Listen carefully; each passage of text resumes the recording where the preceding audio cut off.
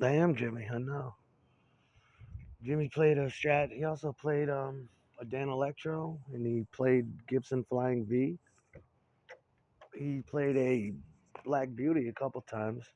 Hendrix was like me. He would play whatever was in the fucking room. You know, that's what guitar playing is. But I've outgrown the Stratocaster. There's nothing there for me anymore with it. It's too. I've outgrown it. I need a jazz master. Like I said, it was my first love. It'll be my last love. So was Gibson though too. There's no, there's no, there's no sides of the fence you stand on. You know, I play them all. But a Stratocaster to me is just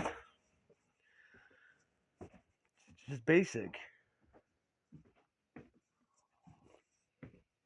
You know why? When you can have something like you can put on a fucking Floyd Rose and have an ESP type guitar and go to hell. You know that piece of shit next door. That's just the mumbling phoniness. It just makes me sick. Yeah, how much longer do I need to play a Stratocaster for? Doesn't I got my Italia DeVille. That to me is the shit.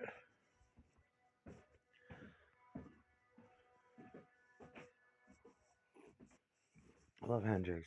He's mine. That's what did it for me was Jimi Hendrix, Spaceman. That's what did it for me.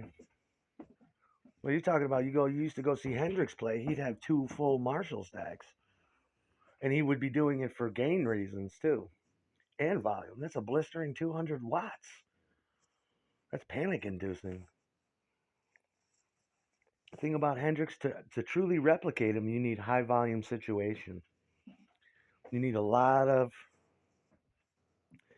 feedback from those pickups to that Marshall head to all eight of those speakers at 12 inches apiece, coming back through the air, coming back through the guitar, picking up in the tremolo springs, and then picking up from the bottom of the pickup, and then an infinite pattern. And you're getting harmonic, psychoacoustic um, anomalies of sound, you know?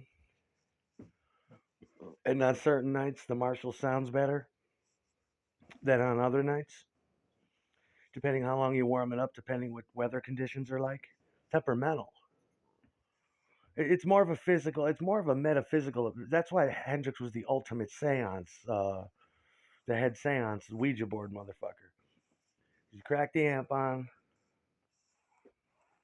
and anything can happen. Don't you remember that with your tube amps?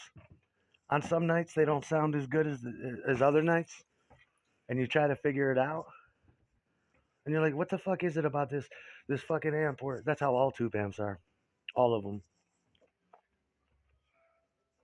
It's like, is it me or did the amp sound better last night? It's like, yeah, it actually did.